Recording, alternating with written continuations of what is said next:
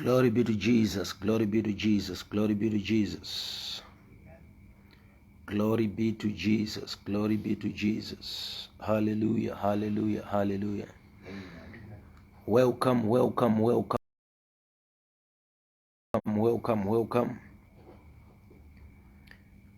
Begin to share with other people.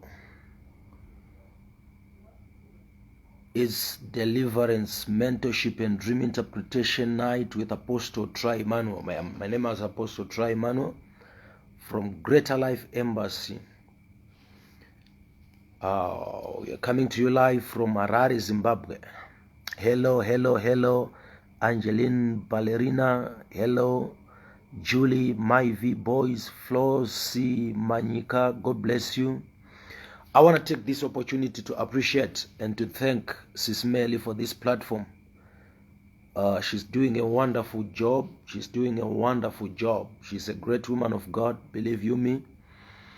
She might not be called by any title, but what she's doing is what exactly women of God do. Sis Melly, thank you so much for being an awesome person to the kingdom of God and to the kingdom at large. Tonight, I'm coming to you live from Harare, Zimbabwe, and we are dealing with this awesome topic, demonic dreams that shows that you are under attack. Demonic dreams that shows that you are under attack. You see, our God is an awesome God. Even as we are coming in, let me start by just saying, please share this broadcast. Let somebody know that we are here and we are taking off on this awesome topic with your deliverance mentor. Tinotenda Muzuva Rosland, God bless you, God bless you, God bless you. Marka Bronto, I feel something. Today somebody's going to be set free. Somebody's going to be blessed. Hallelujah. Show me some. Am I loud? Am I clear? Just let me know. And let's please share with somebody. Let's push this thing. Let's share with somebody. You just don't know what is about to come to you right now. What is about to come to you right now is going to be awesome. So just let somebody know that the man of God is live. Just let somebody know that the man of God is live. So we are dealing with dreams tonight. One more time, my appreciation to Sister Melly. Thank you so much. Thank you so much. Thank you so much. So what we are going to do tonight is we are going to deal with something that is profound.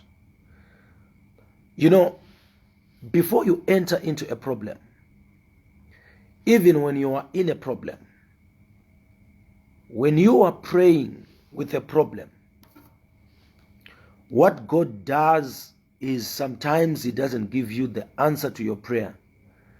But what God does sometimes is He will give you a revelation that will lead you to the answer to your prayer.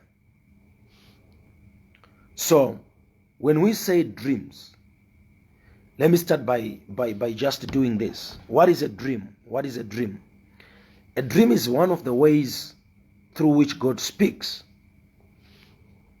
A dream is one of the ways through which God speaks. So there are a lot of ways that God speaks to His people. But a dream is the method that God uses to speak to everybody. I want you to believe me. When it comes to dreams, God uses them to speak to everybody, whether you are a pastor, whether you're not a pastor. I will show you scriptures today that proves that even people who doesn't know God, we have examples in the Bible. God spoke to Abimelech, God spoke to Pharaoh, God spoke to King King Ahasuerus, God spoke to Nebuchadnezzar. All those people, God used dreams to speak to them. So don't then think that when we say dreams is one of the methods by which God uses to speak to everybody, you need to be mature, or you need to be a pastor, or you need to be a prophet, you need to be an apostle. No. Dreams is God coming down to your level to speak to you, especially regarding things that are very, very, very important. So you will discover that I'm taking it from an attack of the devil. And I'm saying God doesn't leave you without knowledge, without revelation that you are under attack. So I'm going to be dealing with very common dreams that almost everybody who is watching right now and those who watch have encountered once or twice or thrice, or some of them are recurring dreams. Ndikutaura pamusoro pemadreams, ndikutaura pamusoro pehope. Saka nhasi ndauya ndichiti kune hope dzinoshandiswa naMwari kukuratidza kuti uri under attack yemuvengi. Saka ndiri kuti inini ndine mhando yemadreams and I list down. I don't know how we are going to push it, but I'm going to try and cover some ground and just speak about common demonic dreams and their interpretations. So uchaona pauri kunamata iwe uchiti Mwari ndibatsireiwo, ndine dambudziko, zvinhu zvangu hazvisi kufamba, marriage yangu haisi kufamba, handisi kurooreka. Mwari vanogona kusakupindura munamato wako nekukupa answer. Let's say wanamatira muchato, wanamatira kuti uroorwe, Mwari vanogona kusakupa mhinduro yechawakumbira, asi vokupa vision kana kuti dream rinoratidza kuti why zvisiri kuitika, kana rinoratidza kuti uri under attack yemuvengi. So ndoda kungoverenga Bible shoko raMwari, one scripture topinda pamadreams, so that everything that we do we stand on scripture. Bible shoko raMwari kubhuku yaJob chapter 33 verse 14 rinoti hero, for God speaketh once yet twice. Mwari vanotaura kamwe chete kana kuti kaviri. Zvinoreva zvakare kuti Mwari vanotaura pamusoro pechimwe chinhu vachishandisa nzira dzakasiyana siyana. Yet men perceiveth it not, kureva kuti asi vanhu havazvinzwisise. Bible pa 15 rova rati, in a dream, in a vision of the night, when deep sleep falleth upon men, in slumberings upon the bed, then he openeth the ears of men and sealeth an instruction, that he may withdraw men from his purpose and hide pride from men. He keepeth both his soul from the pit and his life from perishing by the sword. Saka Mwari vari kutotaura kuti ivo vanotidzora kubva kuenda kurufu vachishandisa hope. Vanotidzora kubva mukuparara, whether it's perishing of our business, perishing of our relationships, perishing of something that is important, even our lives. Mwari vanozviita through dreams. Asi ndoda kuti uzive kuti pauri kurota hope iwewe, you are taking it for granted because uri kufunga kuti ndedzechando, uri kufunga kuti wanga uchizvifunga, uri kufunga kuti let me tell you something, a dream also happens in the spirit realm. Because paunorara iwewe, paunokotsira, it is your soul and your spirit that remains alive. But when you sleep, patiri kuti tarara paya, it is your intellect and your body that sleeps. So unenge usisiri ku earthly realm, unenge watova ku spirit realm. And the life is spiritual. Kana uri kuwacha ndoda kuti ndikuona kuti uri kufollowa here. Bible shoko raMwari rinoti life is spiritual. Just type life is spiritual. I just want to see if we are catching up together, if we are moving together. Just type life is spiritual if you are hearing me loud and clear. Upenyu unotanga waitika munyika yemweya usati wamanifesta kunyika yenyama. So zvinhu zvizhinji zvaunorota ndimwari vari kuita. There are types of dreams. That's not my topic, but I'm just going to show you at least 3 or 4 types of dreams. Mwari pavanotipa hope, sometimes he will be warning us of impending danger. Sometimes he will be instructing us through dreams. Sometimes he will be encouraging us. Unogona kunge uri patight, uri panguva yakaoma. Mwari vanouya sezvavakaita kuna Israeri muKadesh Barnea iri murenje. Vanondoratidzwa the land of Canaan nezvarakaita. So God does it today in the way of dreams. But today I am going to deal with another kind of dreams, your bad dreams. So when God reveals to us, bad dreams can come from either God or the devil. Let me explain. Mwari vanogona kukutendera kuona zviri kuitwa na Satan. It also falls under a bad dream. Mwari vanogona kukutendera kuona zviri kuitika munyika yemweya Satan achiita zvaanoda palife yako. Like for example, Bible shoko raMwari rinotaura kubhuku ya Matthew rinoti iro muvengi akauya vavete ndokudyarawo mhodzi dzake. So when the devil visits you whilst you are sleeping and plants evil, poisons you, destroys your life whilst you are sleeping, Mwari vanokuitira nyasha dzekuona zviri kuitwa na Satan. Ndo paunotanga kurota mhando yehope dzandava kutanga kudhila nadzo. Ndichataura zvaunorota nezvazvinoreva. And if I speak something, if I have a witness anoti idzi hope dzindakambodzirota, please just let me know so that it confirms what God want to do pakati pedu muzuva ranhasi. So dream rekutanga riri very common, but rinotorwa for granted nevanhu. Ivo vari Mwari vari kutiratidza kuti we are under attack. Idream rekuti unorota playing, joking, eating or relating, conversing, unorota uine hama dzako dzakafa, shamwari dzakafa kana hama dzakafa. I'm trying to say you dream with your dead loved ones. If you always dream in the presence of your dead loved ones, zvazvinoreva izvozvo ndezvekuti Satani uruda kuunza mweya wakashata mulife yako. Now I know a lot of people entertain that kind of dream. Let me tell you something. I hope you believe in the word of God. Let me use a scripture before I explain why I'm calling it a bad dream.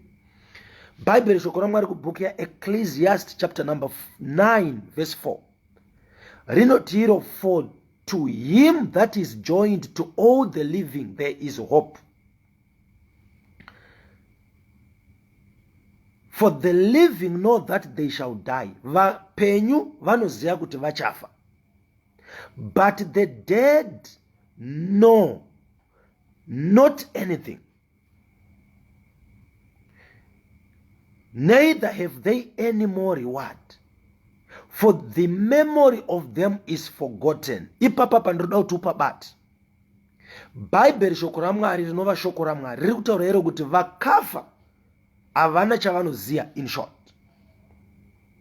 Now I know we are coming from different backgrounds where we were told kuti kana hama yako yakafa ikakushanyira kuhope ichikuudza zvekuita kana kuti ichikuyambira, unofanira kuzvigamuchira nekuda kwekuti whether ndimai vako kana kuti ndibaba wako. I always dream my late loved ones. I will help you.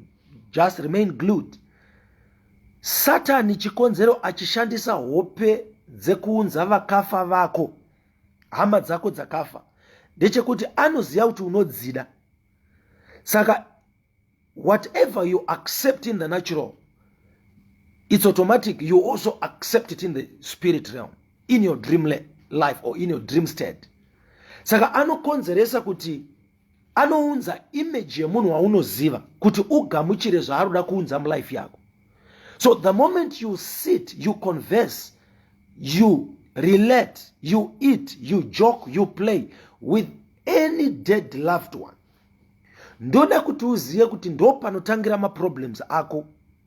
Nekuti Satan uda kuunza mweya we-death, whether physical death, whether death in your family, whether death of your relationships, whether death at your workplace.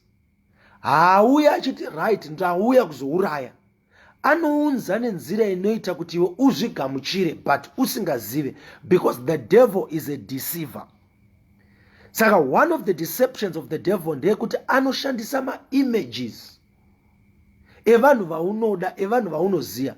Ndosaka Bible shoko raMwari richiti the devil also disguises himself as an angel of light. Vamwe vangabvunze kuti is it possible kuti Satan atore image yehama yangu yakafa? It's very possible. Ndozviri kutaurwa neBhayibheri shoko raMwari riri kuti iro it's possible kuti Satan auye akapfeka image achita inonzi masquerade, kushandisa image yehama yako yakafa yawaida, nekuti anoziva kuti akangodaro chete, kana ari baba, kana ari mai, kana ari hanzvadzi, kana ari shamwari, unomuentertaina kuhope dzako. But ndikuti inini, the moment you associate, kungo associate with a dead person in a dream, watosirwa mweya werufu mulife yako. Ndo dream rekutanga rinotorwa for granted nevanhu, but zvinhu zvavo zvobva zvazongotanga kushata, zvobva zvazongotanga kuita manyama amere nerengo. It's because Satan wakakupoisona muhope dzako achishandisa your dead loved ones. But I want to pray with you today kuti mweya iwoyo unofanira kukuregedza nezita raJesu. Mweya iwoyo unofanira kukuregedza, ende tinodzinga zvakare mweya werufu, whether kukambani, kubasa, kumarriage, kurelationship, wakaunzwa through that kind of dream. So normally this kind of dream rinonyanya kuitika when you are about to enter into a new dimension, a new life, a breakthrough, a promotion. Mukomana akuda kutotaura kuti hande kwatete, unobva warota hama yakafa, iwe hautoziya kuti zvazopera sei. Vamwe vanozongoona mukomana anyarara, vamwe vanozongoona kubasa asagamuchirike, asadiwe, akungo rebuke that kind of devil. That's very correct, Phineas Bernard. You have to rebuke that kind of devil. Don't entertain that kind of devil. In actual fact, ndoda kudzidzisa, ndichakudzidzisa kuti because ndoda kuti ubve pa level yekuti wamuka wozoti ndozvandarota wozotanga kuda kunamata uchirivhesa. Hazvina kushata izvozvo, but ndoda kuti uende pa level iri nani yekuti muhope imomo unobva wato rebuke that dead person. Uchaona kuti pa ucharebuka chichashanduka chova the very thing that is masquerading or that is disguising.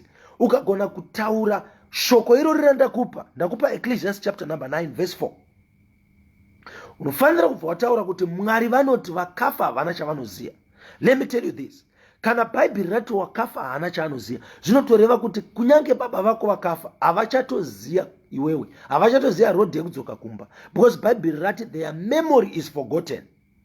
Saka if their memory is forgotten, how do they then know kudzoka kumba kuzokuudza kuzoyanana newe? You must know kuti matricks are Satan.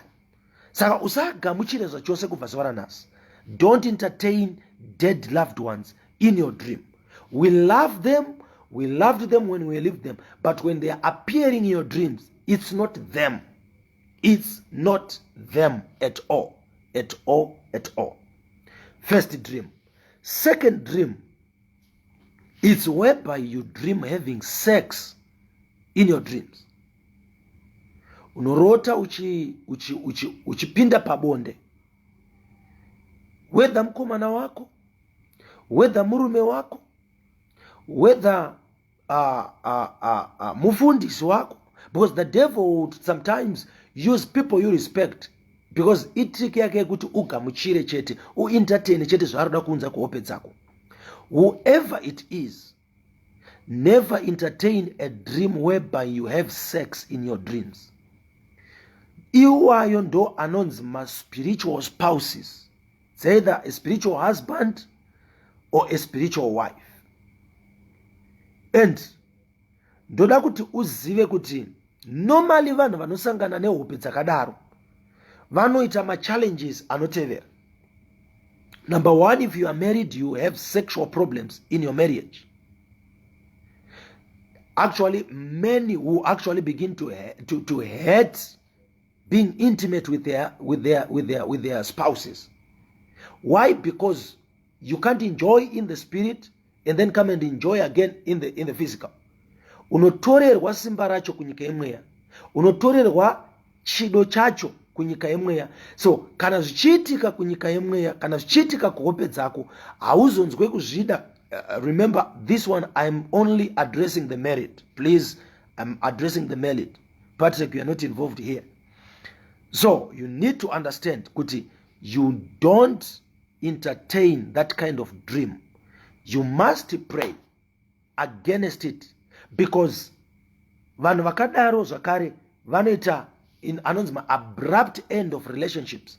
Unongorambwa, unongosiyiwa, munhu anongonyarara. Why? Because munyika yemweya engaged or married. So you can't have a relationship in the realm of the spirit and have another relationship in the realm of... This kind of relationship doesn't happen in two worlds, because the Bible says they do not marry, they neither marry nor get married. Kunyika yemweya akuroorwe munhu and akuroranwe. Saka ukangoona zvakuitika munyika yemweya zverudo izvi, you need to understand kuti it's a manipulation of the devil, and zvino affecta especially our relationship life. Again, this kind of dream rinosiya rakusvibisa, and your business will automatically crumble. You will be rejected by customers, you'll be rejected by even people who are supposed to help you. When you have sex in your dreams, you must not...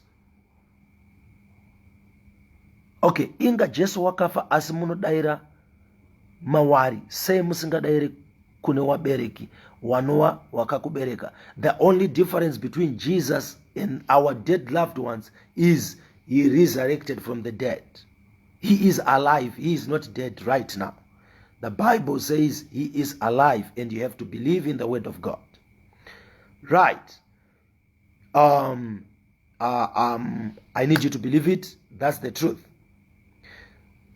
So, another problem inosanganikwa nayo nevanhu vanoita sex in dreams is sickness. Unogara uine utera mubody yako. It's a result of that kind of dream.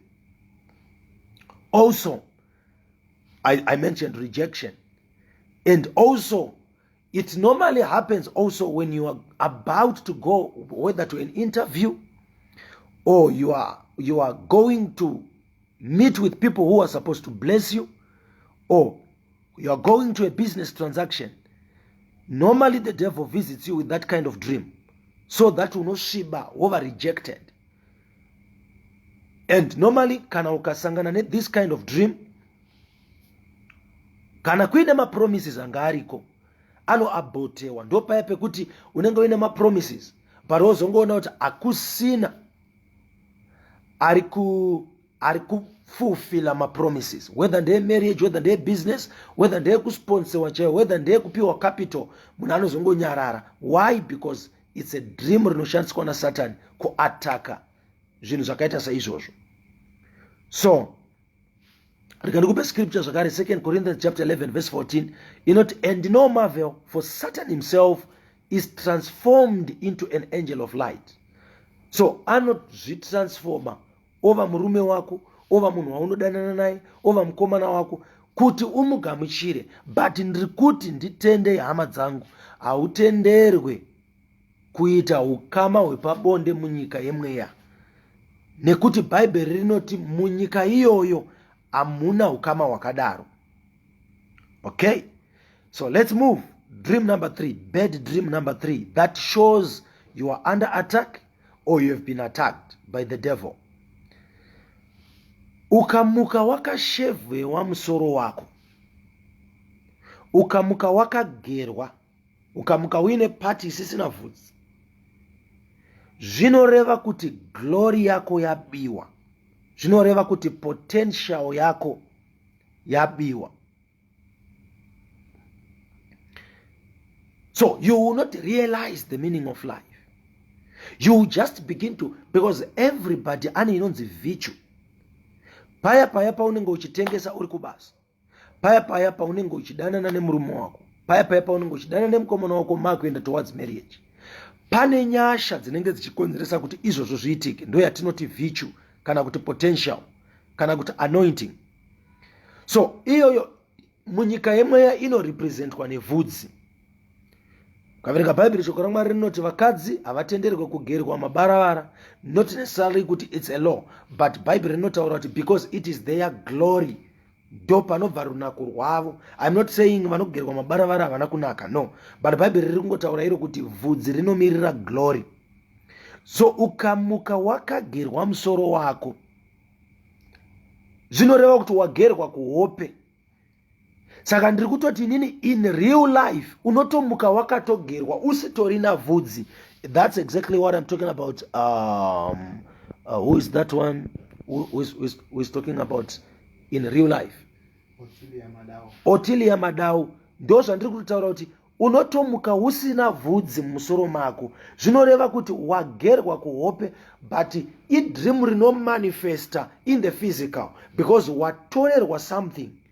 Saka zviri kuda kuratidzika pauri kuti une chawamisa mulife yako, une chauri kumuka usisina munyika yemweya, chandiri kudaidza kuti virtue kana kuti glory kana kuti potential. Simba rinoita kuti zvinhu zviendeke rinenge rabiwa. So don't ignore that kind of dream. Automatically that is a kind of dream that is proof you need deliverance. It's proof you need deliverance. Because watobirwa unotoda recovery, unotoda restoration.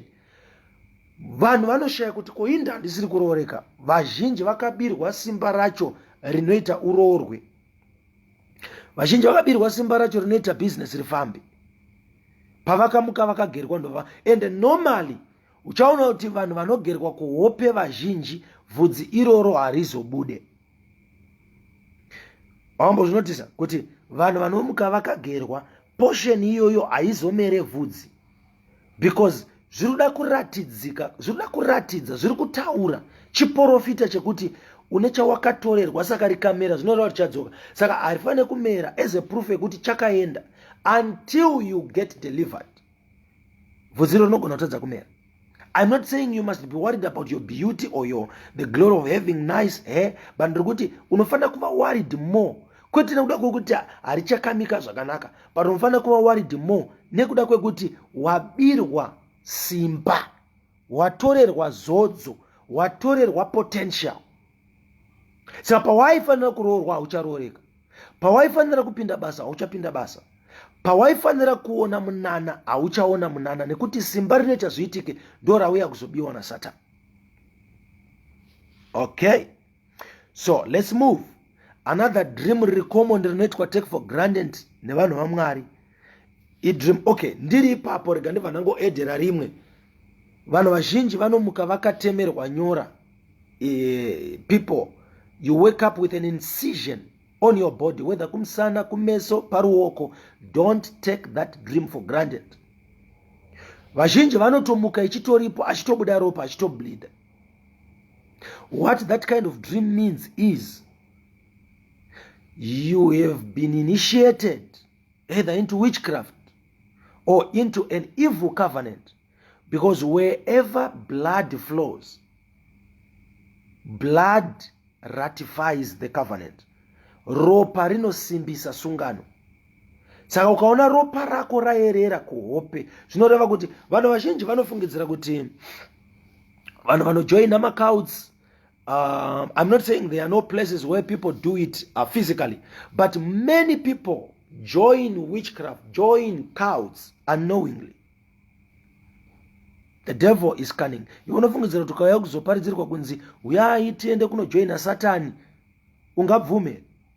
Vanhu vazhinji, it happens in dreams. People are initiated in dreams. Vanhu vazhinji vanotambidzwa uroi hwemadzinza in their dreams, because kana kuine uroi kudzinza kwako, in actual fact hakuna dzinza risina uroi, but uroi witchcraft yemadzinza inoitwa pass on from generation to generation. Panofanira kunge paine a medium anorepresenta that spirit of witchcraft in every generation. Ndosaka uchiona kuti in every generation muri mumwe nemumwe mune mine muroi. But how does it pass on from generation to generation? Pano unotambidzanwa kuhope. Usatezwe kutamba nehope dzekuti unofuma wakachekwa. You have been initiated. Also, blood is life. And in what we call life is also the power to prosper. It's also the power to get married. It's also virtue. So virtue inobiwa futi nekutorerwa ropa, nekuchekwa. Usamuke unotomuka uchitskwinywa uchivaviwa utoti ndamuka ndakachekwa. Iwo wotosiyana nazo. Never take that dream for granted. Never take that for granted. It means you are under attack and you automatically need deliverance. I don't know if I'm helping somebody. Somebody talk to me. Somebody talk to me. Thank you, Charity Masia. Amen. Jesu wedu akafa akamuka. Our Jesus resurrected from the dead. Charity Feveni, don't cry. Don't cry. Let me tell you something. Ukaona mwari wako kukunzira information yakadai ndo kutorangarirwa kwacho. So sometimes you don't have to cry because I'm telling you the meaning of what you have been encountering in your dreams. You actually have to be happy and you say, God, thank you for sending your servant. Because we are going to pray. I put a number there and we are going to pray also here together before we check up. Right? Oh my God. If you see comments that have got something to do with what we are talking about, let me hear those comments. Let me hear those comments. Otherwise, I might miss some of them because a lot of people are typing here. Okay. Otilia, we have heard your comment. Kumuka wakagerwa in real life. Yes, I think I've answered that. If still need me she's continuing to type. I don't know if she got my answer.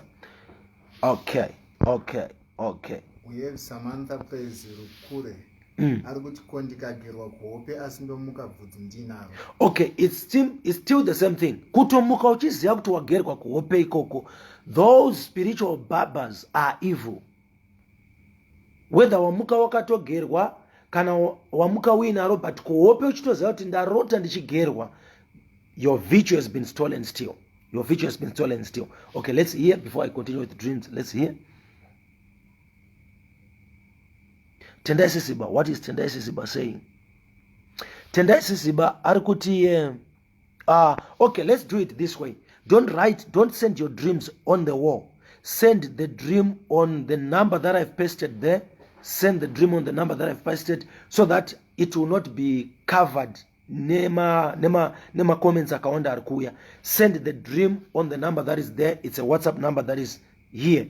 That is right here. So at least I can read it. Ndopedza risatra varika. Send the dream here. It's also good so that I interpret some of the dreams that are coming live, right? Not the ones that I'm just calling common dreams. Let's do it. So okay, you can read. There is a dream maybe from your point. You can read.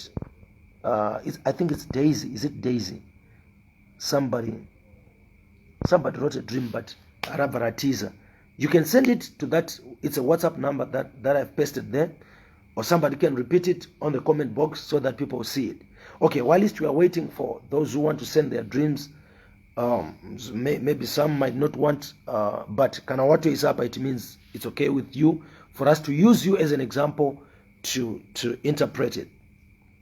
We have Joy Chemere. Okay. Green and yellow. Okay. Nyoka represents the spirit of witchcraft, but mainly zvinechekuita nema rituals. Okay, let me tell you something. When I'm interpreting a dream like this, it's a prophetic, it's a prophecy that I'm already giving. Okay, so I'm actually saying that person anyora ye mwari wari kundudza kuti kumusha kwake kunoitwa ma rituals. So that's a result of atinoti ma evil altars anenge achivakwa nevanhu vanopira kumidzimu, vanopira vamwe vachienda kun'anga. So let me tell you something. Satan haana chinhu chekupa vanhu. So if you have a relative who goes to witch doctors, what it automatically means is that witch doctor will steal from one from the family and give to his customer or her customer. Yes. So it can be God revealing to you that somebody went to a witch doctor, ndobva anoshandirwa kana bva anobatsirwa, anogona kusaudzwa kunzi tiri kutorerai mumwe hama yako. But that is exactly what happened. So kuzorumwa nenyoka zvinoreva kuti, especially the colors are representing business, they are representing money, they are representing like gold. It's talking about finances. So akarumirwa, akabirwa, akarumirwa, ukaruta uchirumwa, it means unongoziva zvinoitika. Ukangoona nyoka huku yakafa pamba normally, kana wakakurira kumusha sesu, we will know kuti yarumwa nenyoka. So unenge wagoborerwa your financial area, zvinhu zvobva zvatanga kuoma. So it also lives the snake poison, which can cause sickness, but mainly pane chinhu chinenge chichida kunzi chisafambe mulife yako. But all in all, it speaks of witchcraft. It speaks of witchcraft. So that person needs deliverance. That person needs deliverance. But let me tell you something. I don't encourage people. When you dream, please go back to Job chapter number 33. I want you to go to the verse that talks about if there be an interpreter. I think it's verse 19 or something, or 29. Just check. It's very, very, very important. Let me use you as an example. Wakarotera munhu hope. Kunonzi kurotera munhu hope handite. Ndoda kuudza chimwe chinhu chakavanzika about kurotera na hope. If there be an interpreter. Job 33 verse 23. 23, listen to this. Raise your voice. If there be a messenger with him, an interpreter, one among 1,000. Listen. Aikona kukasika kuti ndarotera munhu hope. Kana usiri an interpreter, kana kuti usati wasumudzwa naMwari kusvika palevel yekuti unewa kukwanisa kuinterpreta hope dzako. Aya andiri kuinterpreta common dreams aya. Akasiyana nemadreams atakunzwa ari kubva kune vanhu. Ayo anoda an interpreter. Unoziva here iwe kuti kana Mwari vachida kutaura newe sometimes vanokuita kuti uone TV. Wona munhu waunoziva achirumwa nenyoka, but Mwari vari kubuditsa munhu waunoziva kuti iwe usakanganwe hope dzako, nekuti normally ukaona munhu waunoziva zvinoita kuti umuke uchirangarira kuti ndaona nhingi muhope dzangu. But vanhu vazhinji vanobva vaita mistake kuti anobva aenda kumunhu waarota uya onoti ndakurotera hope, yet 85% of the people vanenge vashandisirwa munhu waanoziva kuti arangarire, but Mwari ari kutotaura newe. God is actually telling me kuti iwe wakarotera munhu hope, hadzisi hope dzemunhu wakarota, iyo hope dzako iwewe. Iwe ndiwo wakatoroyo. Zambopedza nguva uchinoudza munhu iye kuti ndakakurotera hope, Mwari vamushandisa bedzi kuti umuke uchizviziva. I'm not saying every dream raunorotera munhu nderako, no. But it has to be interpreted. Don't try to interpret if you are not an interpreter. Inzwa unzwe dzokorodza panzi if there be an interpreter. Dzokorodza unzwe zvinotaurwa neBhaibheri. Teerera unzwe. If there be a messenger with him, kana kukaita mutumwa waMwari, an interpreter, mutumwa akadaidzwa kana akazodzerwa area yekuinterpreta hope sezvandiri kuita izvo. one among 1,000. Chinzwa unzwe. Interpreter haana kuwanda. My God. To show mira. Interpreter ratio yao kana pakange paine vanhu 1,000 panogona kunge paine interpreter mangani? 1. So among 1,000 people paine one interpreter. So I'm trying to say dream interpretation is not something that is given to a lot of people. So ratio yatiri kupiwa muBhaibheri, I'm not in any way saying some of you are not interpreters there. Maybe you are the one among a what? 1,000. The 1,000. But ndikuti dream interpretation is not as easy as people think. Let me show you something. Takakura tichinzi ukatsika tsvina kana kuti ukarota tsvina chi.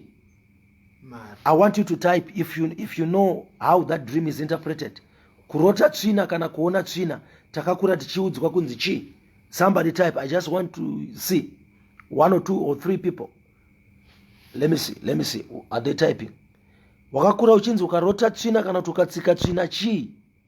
What did they told you? What did they say? Is there anybody who typed? Anybody who typed? I just want to show you something. Wakakura uchinzi ukarota tsvina chi. Irene Godobo arikuti mari. Rumbidza arikuti cash. Obeya arikuti tainzi mari. Tainzi mari. Let me shock you. If you dream in a toilet, if you dream filthy things like feces, that is the spirit of rejection. Aisi mari opa marivads. That's the spirit of rejection. Why? Because those who interpret it that way.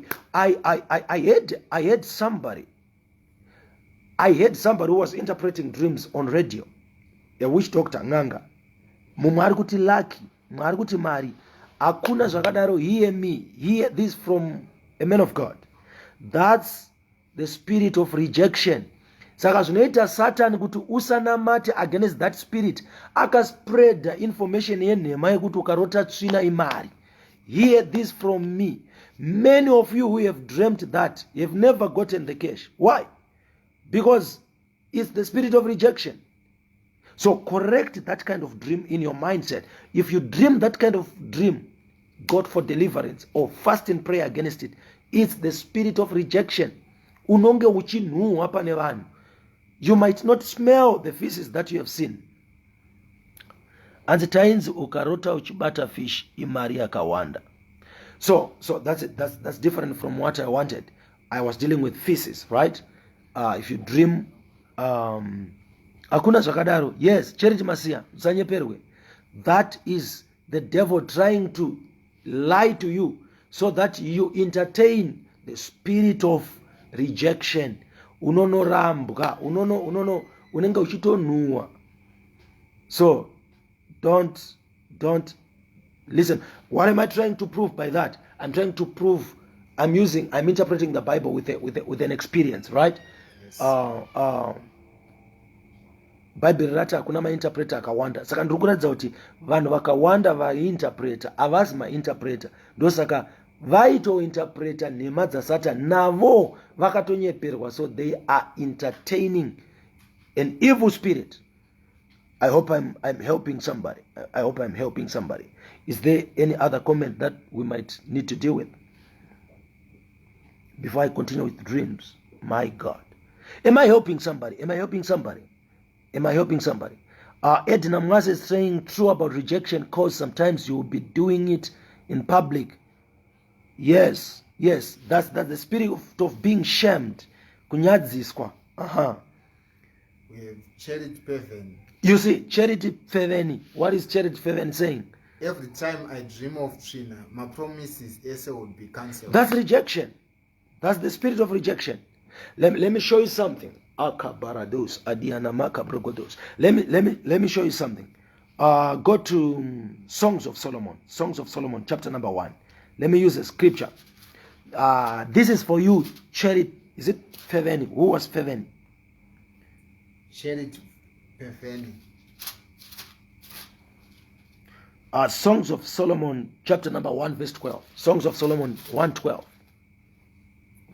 Okay, I'm coming to interpret missing tooth. Don't worry, I'm coming. Remind me, missing tooth. Okay. While the king sitteth at his table. Mambo. The word king there represents people in authority or people who have the capacity to bless you. People who, not my blesser, but people who can bless you. Let me put it this way. Your helpers, your divine helpers. So, ndo anonzi ma kings. So, parikunzipo mambo vanenge vakagara patafura mu office mavo. My spikenard sendeth forth the smell thereof. Inzwa, my spikenard. So munhu wese ane inonzi spikenard inosenda smell depending nekuti muspirit realm mako une smell ipi. Kana wakaitwa tempered with nasatani nekuroteswa hope dzetsvina idzodzisi, Mwari vari kutokudza kuti smell yawakukanda kuina mambo, you will not be there, but the smell will go there. Inzwa dzokorodza zviviriwa neBhaibheri, dzokorodza. While the king sitteth at his table. Vakatogara muofisi mavo, iwe uri kumba kwako, maybe unenge wakasaita application, maybe unenge wakapromiswa start kana kuti kubatsirwa nemunhu ari murealm akatumwa naMwari kuzokusumudza. My spikenard sendeth forth the smell. My spikenard sendeth thereof the what? The smell. The smell. Terera verse inoteera. A bundle of meal is my well-beloved unto me. A bundle of meal is my well-beloved unto me. So, a king can also be the man who want to marry you. So, akutaura iye kuti agamuchira smell yabva kwauri uri kumba kwenyu, but mupresence make munosvika smell iri kubva kumba kwenyu. Obva akomenta, inzwa komenti nekuda kwemhando yesmell yasendwa uye ari kuti chi? A bundle of meal is my well-beloved unto me. Akuti kumsikana wake uri bhanduru reperfume. Ko kana wakarota hope dzetsvina anoti chi? Uri tsvina. And that's how people are rejected right away. That's how people vamwe vanotodivorcwa, vamwe mapromise hazozadzikiswa, like the one who was writing kuti every promise will be cancelled because kune kwaenda smero yetsvina. This is spiritual, so you gotta be spiritual to understand this. Okay, so okay, let's go to another kind of dream. How many dreams did I give you? How many dreams? 4. Okay, so let's do it. Number 5. Bad dream number 5. You dream giving somebody money. You dream giving somebody money in your dream. Usarote uchibhadhara kombi muhope. Usarote uchipa munhu mari. Because that kind of dream means you are being haunted by the demon of financial poverty. That's how your money is being stolen by the devil. So you need deliverance. If you dream that kind of dream, you need deliverance. Okay. If you also dream missing your undergarments, this one can happen either, my God, Kabronte, Brian Goni Muzabazi. Thank you for pasting the scripture. Thank you. This one can happen both in the dream life or physically. Ukarota uchishaiwa hanzu dzako dzemukati, kana kuti ukarota uchishaiwa hembe dzako dzaunoda stereke.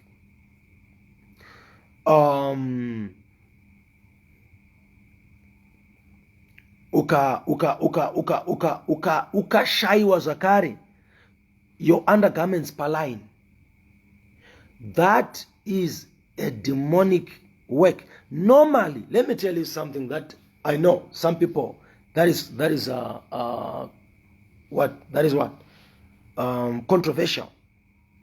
Do you know that some of the things that just goes missing on the washing line, it's not people who have stolen, it's the devil.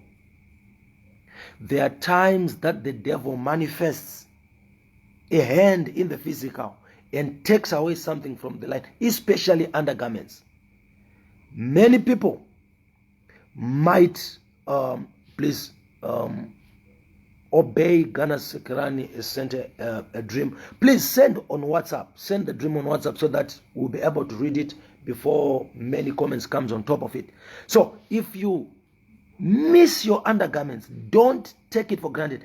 Have you realized, I know by the Spirit of God, by the Spirit of prophecy right now, I'm seeing a lot of people who have missed their undergarments, but they took it for granted.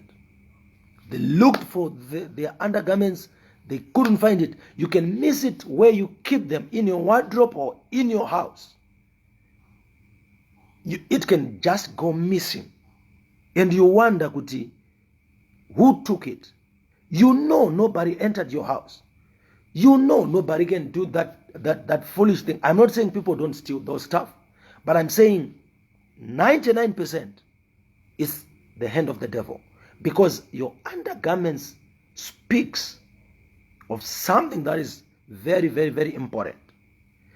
Your undergarments covers a part that is called loins. If you read about loins in the Bible, there is what is called the loins of your mind. Bible roparataura pamusoro pekuti Abraham, Levi paid tithe in his father's loins. So ukabirwa under, pray or be prayed for. It's a deliverance matter. Don't take that for granted. Don't take that for granted. Julie, my boys, I had a dream being attacked by a leopard the day before I was going for a job interview. What does it mean? Watch the next dream that I'm going to interpret. Okay. Atikudin. Akarota ashitaniswa ne leopard. Watch this. If you dream being chased by, let me just say, by a ruthless animal, that means uruto tsoma. I hope you understand the language. It means you will struggle in life, or you are struggling in life. It's either God is telling you there is something that has been done that is going to cause you to struggle, or the devil wants you to struggle. Saka waenda ku interview and the devil wanted you to fail that interview. So it leaves, it is an indication that you will struggle, or you are struggling in your life. And it also means you are dealing with foundational issues. Mamepo ekumusha. There's something, there is a circle that needs to be broken from your family. Okay, do you have anything? Tambudzai muchabaiwa ati kokarota uchifamba netsoka usina boots. Okay, walking barefooted means the devil has tampered with your covering. Anything can attack you. You don't have a covering, you don't have any guard in your life. The devil has removed a covering. Zvazvoreva ndezvekuti anditi ukafamba usina tsoka unobaiwa nemafeso kana kuti neminzwa. So spiritually it also means any kind of spirit can just come and enter and attack you. Pasina kana blockade. Munhu wese anofanira kunge aine a covering spiritually. So that kind of dream means you are naked in the realm of the spirit. So you can be attacked anyhow by any kind of spirit. Obey Ghana's Sekerani. Man of God, last night I had a dream. Driver with kombi. Achindipa mari. Anga akabata 20, 10, 5. Then he gave me $5. Money is coming to you.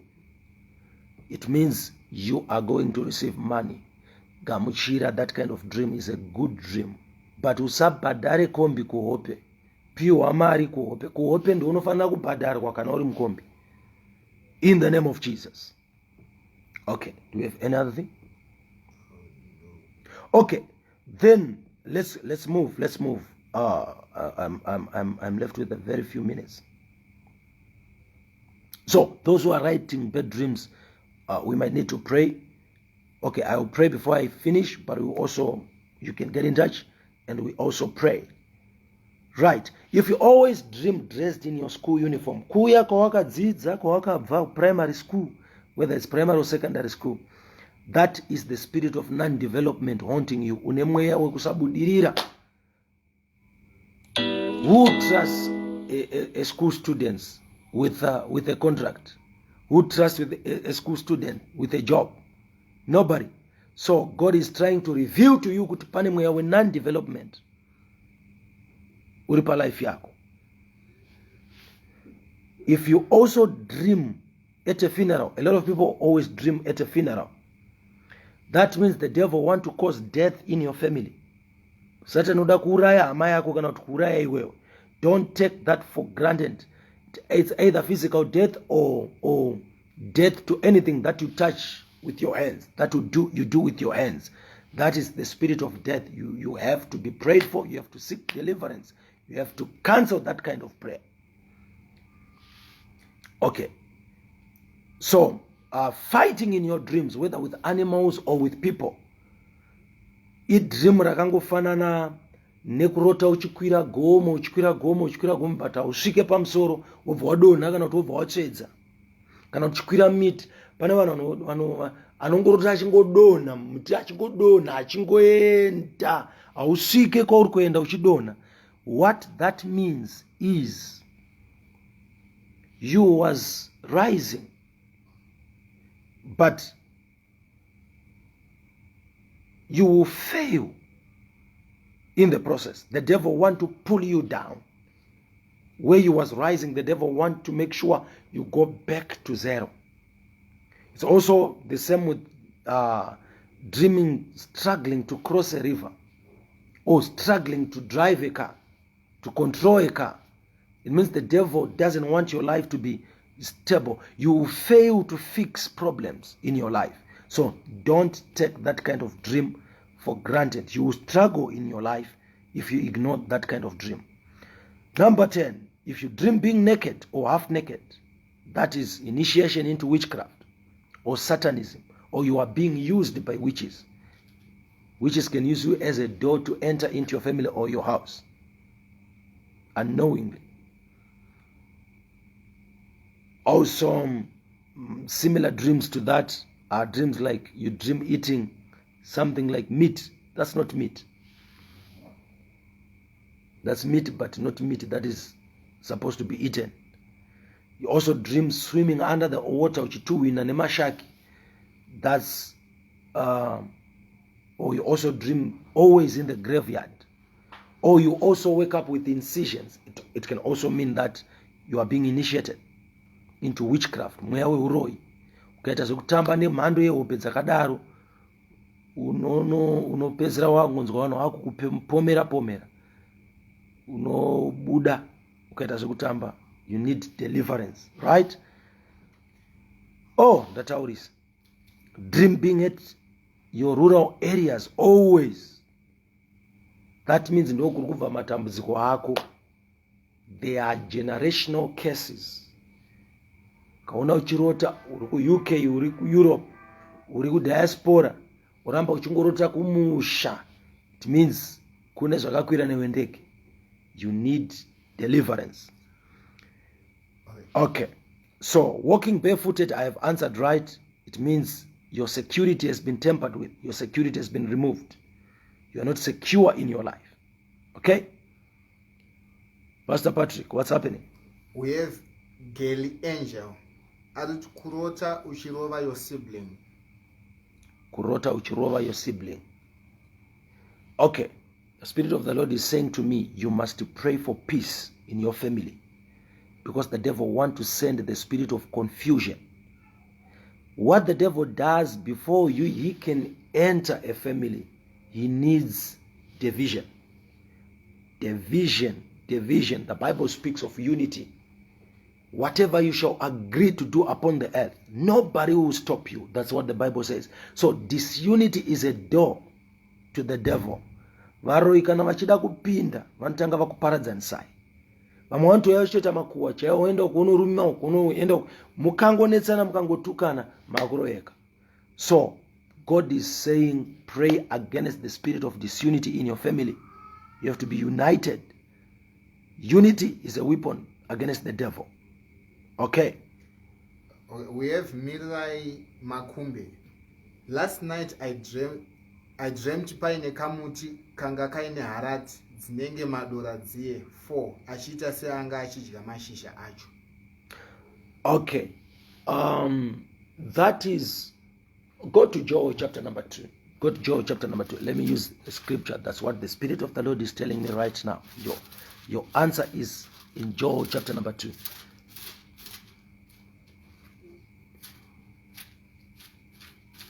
Joy Run is a one. One. Yes. Why don't you use Chapter number 2, verse 2? A day of darkness and of gloominess, a day of clouds and of thick darkness, as the morning spread upon the mountains, a great people and a strong, they had not been ever like. Okay, so this is darkness that is now happening, but now go back to what is causing that. Chapter 1 verse 2. Hear this, ye old men. Okay, go to verse 4. That which the palmerworm number 1 hath left hath the locust eaten. Chakanga chatosiwawo nepalmerworm unonzi gwatakwata kwakauya chi mashu mpedza chose ndokusikodyawo pakasiyirwawo nemhashu the cankerworm eaten. Cankerworm rakauyawo ndobva rasikokontinya kudya. And that which the cankerworm hath left the caterpillar eaten. So the kind of things that you are talking about, terminology ndo dzinosiyana, but that is exactly what the Bible is saying. Mashizha ari kutodyiwayo, that is something that belongs to you. Look at this. Bible shoko ramwari rinoti Jesu unoenda pamuonde wakangoera sei? Wangoera sei? Wakasvibira mashizha. Anditi? Ndokufungidzira kuti mune maonde aona, but ndokusikuona ari mashizha chete. So mashizha ari kurepresenta fruitfulness. Ndosaka Jesu akashokwa kuti how can you have leaves yet not have figs? So kana mashizha akudyiwa, the Bible, we are called trees in the Bible. Trees represent human beings in the Bible. How do I prove this? Jesu unonamatira munhu akanga asingaoni. Bible rinoti akabvunzwa kunzi uri kuonei? Anoti ndiri kuona vanhu vakaita semiti. So that's you. But God uses dark speeches and images. That's why we are here to interpret. So mashizha ari kutaura your fruitfulness that is being eaten by evil things. So don't take that for granted. That's why you discover that when you now try to do things with your work, the works of your hands, hakuna chinozonoita fruitfulness aizobatika. Do you have any other thing? So we have Mil Nobis. He's saying fighting your visitor. You are actually, the devil is actually chasing away helpers in your life. Visitors. Just look at it from this point, from this perspective. Which of Solomon's visitors is popular? Queen Sheba, right? Yes. But what did Queen Sheba brought?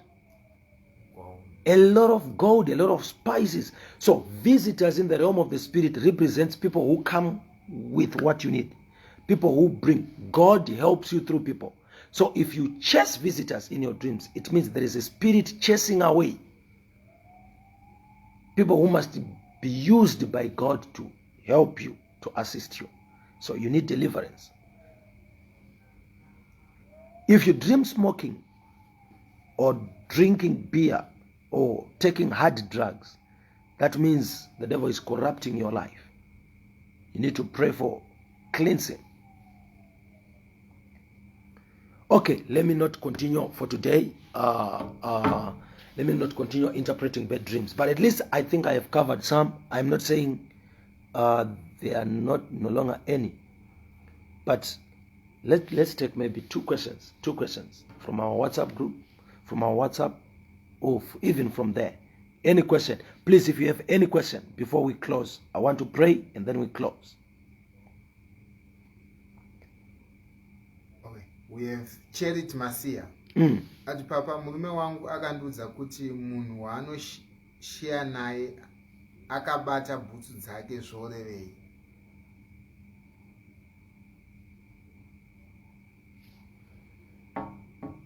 that's inzwa Joshua anonzi pauchatsika netsoka dzako unotora. So on every territory there is a battle for territory. Tsoka dzinomirira possessing territories. So that territory inenge ichita sei, it will not shock me if they will be selling things that might be in the same category. So you need to pray. Don't allow kutongonzwa mauri kuti iye murume wacho kutongonzwa kuti budza mudzabatwa mwari waitotaura naye ipapo kutoti something wrong. Okay. We have Charity Peven. I need deliverance. All dreams you have mentioned, I've come across them. Okay, that's why we are here. You can get in touch with us. You can get in touch with me. I've pasted my number. But I don't know if we have any other question. Again, I want to take this opportunity to also pray with you. Guys, I want you to believe this prayer. I want you to believe this prayer. You are going to testify after this service. It's not an error. It's not a coincidence that you and me are looking at each other like this. It's not an error. It's not a mistake that we are looking at each other like this. God had sent me to you. God does not operate in a vacuum. God uses people.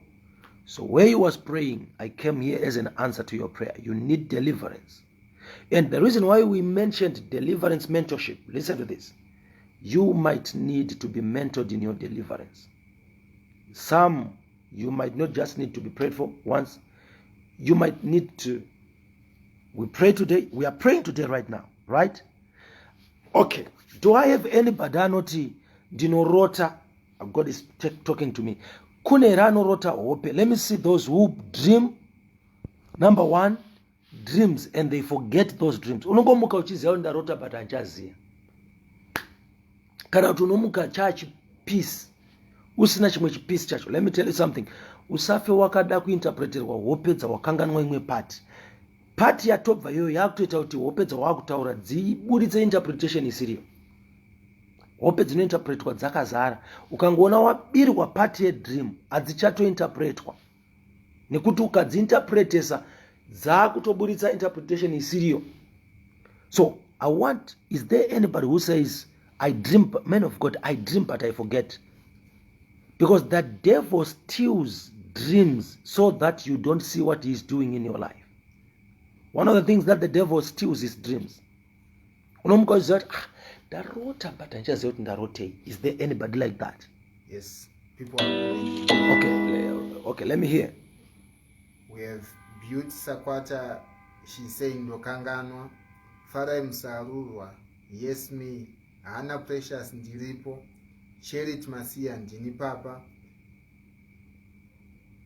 Charity Peveni. Sometimes I forget dreams. Tendai Mapfumo Sbanda. Yes. Mirai Makumbe. Yes, Ndozhita. Okay, at least I have people to pray with now. I want to start by praying for those who dream and forget. Please, please, please. If I had time, I will read for you. Let me just do this. Maybe it will help somebody to take dreams very serious. I'm not going to read the Bible, but I'm just going to read a list that I wrote down here. God spoke to these people through dreams. Joseph anonzitiza na Jesu wedu watinoparidza akafa akamuka. Akatonzi ngatizwe naye but zvakataurwa kuhope nekuti aida kuurayiwa. Kuverenga Luke chapter number 2. Faro ataurwa naye kunzi siya mukadzi wemuprofita wangu ukabata unofa. Nebukadnezar ndakudzai akataurwa naye kuhope. Abraham akataurwa naye kuhope. Abimelech akataurwa naye kuhope. Joseph akataurwa naye kuhope. The butler akataurwa naye kuhope. The baker kuhope. Solomon anopiwa wisdom kuhope. Akanzi the wisest man to ever live. But zvakaitika kuhope. Iwo uri kutora hope for granted. Iwo uri kubirwa hope wotomuka uchita ndabirwa hope wotoignore. Don't take that for granted. Life is spiritual. Pilate's wife, the wise men from the east, even people who were not of the Lord, vairota hope. What about you, a Christian? Don't take dreams for granted. So I want you to believe this prayer. I want to pray nevanhu vanoti munhu waMwari ndinobirwa hope, ndinomuka akusi kukanganwa, kubirwa hope. So I'm going to pray for you, then I give you a tip. I'm going to give you a tip that is going to help you regarding dreams. So let me pray for those first before I forget. Father, I pray for all these who have said their dreams are always stolen by the devil. The Bible says the thief cometh but to steal, kill, and destroy. And one of the things that he steals is dreams, because you speak through dreams. Baba, ndakunyengeterera vana venyu vanobirwa hope kubva nhasi ngazvishanduke, ngavarege kubirwa hope. Ndinotaura ropa raJesu Kristu rivafukidze pavanokotsira, ndinorisasa pamibhedha yavo, pamagumbeze avo. Ngavarege kusvikirwa pavanovata nemuvengi. Muvengi ngaarege kubira hope dzako kubva zuva ranhasi. Muka uchirangarira zvawarota nezita raJesu. Mwari vari kutaura newe kubudikidza nehope. I decree and I declare, you shall not lose your dreams to the devil again after this prayer. In Jesus' mighty name I pray. Amen. Tonight. Oh, I said tonight. Yes. Inini ndikataura newe kudai so, azviite unotorota chete. Azviite ipapa kungonzwa voice rangu ndichitaura area yandakapiwa naMwari. If I talk to you, my God will give you a dream. My God will visit you tonight. I receive. May angels of God visit you tonight and reveal to you what is happening in your life, what is hindering you from prospering, who is stopping your company, who is stopping your business. By the authority of the anointing over my head, I pray for everybody watching right now. May God visit you tonight. May God visit you even as I am praying right now. Yes. You will not be attacked in your dreams. Kana waitandaniswa kuhope dzako kubva nhasi ndiwo wakutandanisa kuhope dzako. Amen. Nezita raJesu. The third group of people, do we have any? Yes. We have Juliet Fola Bolumole. Kurota munhu achifamba ari naked. That's initiation into witchcraft. It's either they're trying to initiate you or they've already initiated you. Let me tell you this. I'm bold enough to tell you the truth. Usambonyara. I love this person who's writing that kind of dream. Usambonyara kutsvaga rubatsiro. Vanhu vazhinji vanotonzi vane spirit of witchcraft. Inenge yakaitwa passed on from generation to generation. Vamwe vacho havatode, vamwe vacho vaisatoda. So, dreaming, walking naked is the spirit of witchcraft. It's initiation into generational witchcraft normally. I want to pray for you. You, the person who wrote that. Please add me using the number that I've written on top there, or you can put 135 and put it with +263, so that will help God's people. Then also, if the person was talking about the missing tooth. Okay, missing tooth. I said I will interpret it. Missing tooth. Go to Kabadosh. Go to Ecclesiastes chapter number 12. Ecclesiastes chapter number 12. Ecclesiastes chapter number 12. Pako Sadia Kabadosh Adia Namaka Brokodosh. I think it's verse number 3.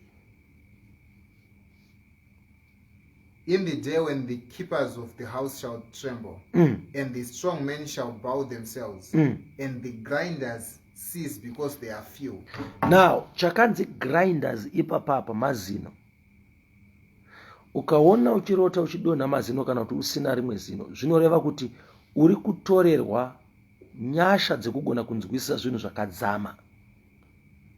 There is milk which is for children. There is meat which is for the mature. So ukaona uchirota usina rimwe zino, wakaipa haasi kuda kuti uve necapacity yekunzwisisa zvinhu zvemweya zviri deep zvakadzama. So you have to pray that God helps you to understand his mysteries, his deep things. Let me pray for that person. I pray for you in the name of Jesus. May there be restoration of your understanding. The Bible says, and he prayed for understanding. He prayed for his disciples that they might understand, which means incapacity inotobva kuna Mwari. So ukaona uchirota usina mazino kana kuti uchita mavende kana kuti zvoreva kuti uri kutorerwa simba rekunzwisisa zvinhu zvakadzama. We talk about, the Bible says, okay, do you have it? The Bible says bones are for the mature, but haudye mabhonzo kana uine mavende. So anonzi mabhonzo zvinhu zvaMwari zvakadzama, so ndozvauri kubirwa naSatani. But may there be restoration of your understanding of deep things in the name of Jesus. Men of God, we have got Mirirai Makumbe. Atuti kokurota mwana mucheche amera zino rekutanga, asi in real life asati ava nawo. Okay, mwana uyu, is it kuti adarikidza age yake yekumera mazino or what? I would love to understand that part. Adarikidza ere age yake yekumera mazino? Okay, I know she will say it. Please, I have spoken for too long. I want to just close by praying for you. May you never forget your dreams again in the name of Jesus. Amen. May you become a dreamer. Amen. May God reveal to you things in your dreams. Amen. In the name of Jesus. And if you need dream interpretation, if you need any help regarding deliverance, here we were just using dreams to indicate that people need deliverance. Things are not moving, yet God is revealing to them that they need deliverance, but they are not understanding it. So I hope I have helped somebody. And I hope I'm not leaving anybody without being helped. And if I helped you, did I help anybody? Yes, Miriam Makumbe replied, at no anakudarika age. Okay. Then we also have got Viola Musiwa, kokrota uchizvara mwana mukomana. Okay. Viola Musiwa, the Spirit of the Lord is telling me that you must cancel the spirit of spiritual children. That means you have a relationship in the spirit, your spiritual spouse, ya mature kutosvika pakuti kwatone vana. I know it sounds crazy, but that is what it is. So get in touch, because the Spirit of the Lord is telling me you might have challenges in your relationship. You might have challenges in the area of relationship. So let's get in touch and let's pray. We also have got Opama Rivadzi. She's saying kokurota wakazvitakura. Kurota wakazvitakura, it also means the spiritual relationship is moved into pregnancy now. It is going beyond the initial stages. So we need to cancel that, and we need to destroy those spiritual children, and we need to pray that. Normally, children who become pregnant in the realm of the spirit, vanonetseka kuconceive in real life.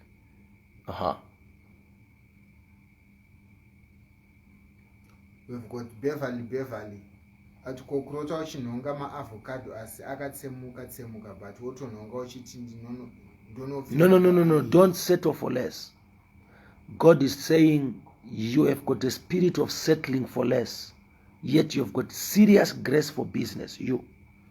So don't settle for less.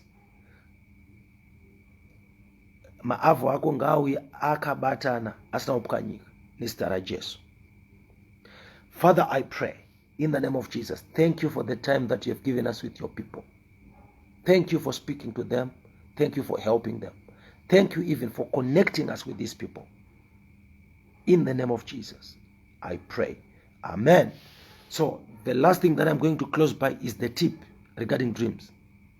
Usafe wakaita manyemwe ekufungidzira kuti ukarota. Zvinoita Mwari ndezvekuti paunorota, parinopera dream iroro vanokumutsa, whether it's 12 or 1 or 2 or 3. Vana vachida kuti urecord that dream. But iwe unofungidzira kuti rinenge riri vivid panguva idzodzo, paunozenga wapepuka rinenge richiri vivid. Vanhu vazhinji vanozotanga kuti ndarota chiko zviya chiko, because waita manyemwe ekufungidzira kuti Mwari vanotokupeputsa kuti urekode. Dream rinorekodwa ipapo Satana asati ariba. Are you getting what I'm saying? So if you believe in the prayer that you're going to dream, gadzira inonzi dream journal, gadzira ka dream diary, urara uinako paside, ifaith yoya. You dream and you wake up and you write it, record your dreams as they are. I'm telling you, your life will never be the same. Your life will never be the same. God bless you so much for joining me. I'm very grateful to Sister Melly who have given and allowed me to come on this platform. I want you to know this. Let me say this. It's very important. I want you to know this. I never paid anything. She's an awesome woman of God who just thought I can be of help. When I approached her, I said, I want to speak to God's people. I feel God has given me a burden to speak to these people. And she said, it's okay, man of God. So I saw somebody saying, Meliwa Pure Mari, please don't abuse. She has just allowed us to enjoy God. You and me, we have enjoyed God together. Somebody said, thank you, Sister Melly. Just thank her. Thank her for me. Thank her for me. Thank her for me. I tell you, this video, a lot of people are going to receive help, and a lot of people have been helped. We have answered a lot of questions, and we have connected. We are going to be praying with people. I'm seeing a lot of messages coming through. Some are not even writing on the wall, are sending messages to my WhatsApp message there. So please just thank her for me. Thank her for me, Sister Melly. God bless you. May God keep you for us. We love you so much. I love you guys. God bless you. God bless you. God bless you. God bless you.